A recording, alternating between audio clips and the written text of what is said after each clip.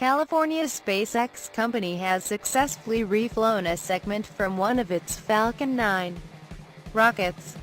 The first stage booster, which was previously used on a mission 11 months ago, helped send a telecommunications satellite into orbit from Florida's Kennedy Space Center.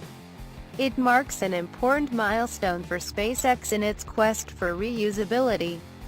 Traditionally, rockets are expendable, their various segments are discarded and destroyed during an ascent.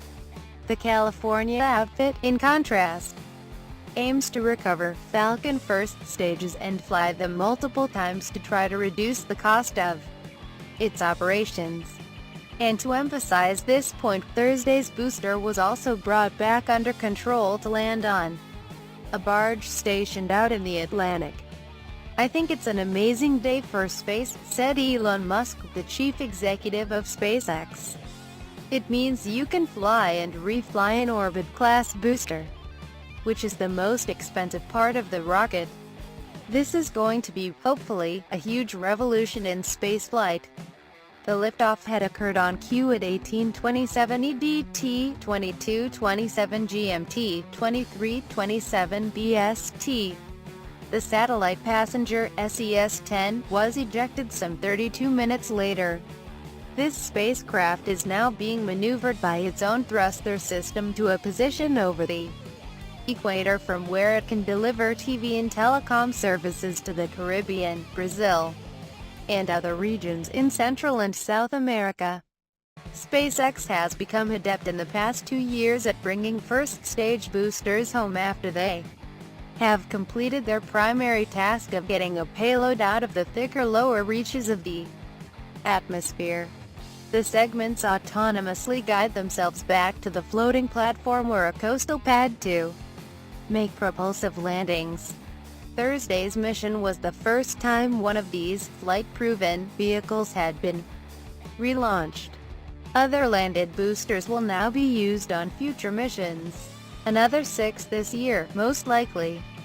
Some customers may still insist on a brand new rocket, but if SpaceX can demonstrate routine, untroubled performance from these second-hand vehicles, then satellite operators will get increasingly comfortable with the concept.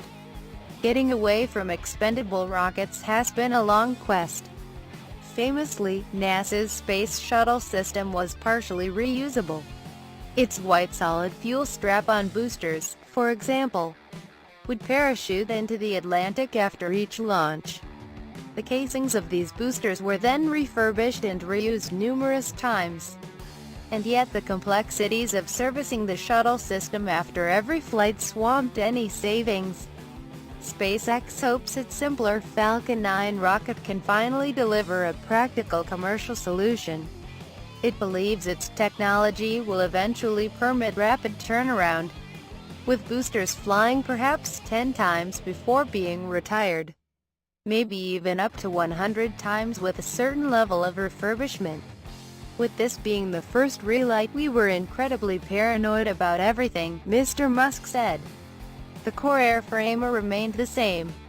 The engines remained the same, but any auxiliary components that we thought might be slightly questionable, we changed out.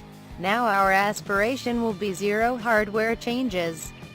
Reflight in 24 hours, the only thing that changes is that we reload propellant. Other players are following close behind."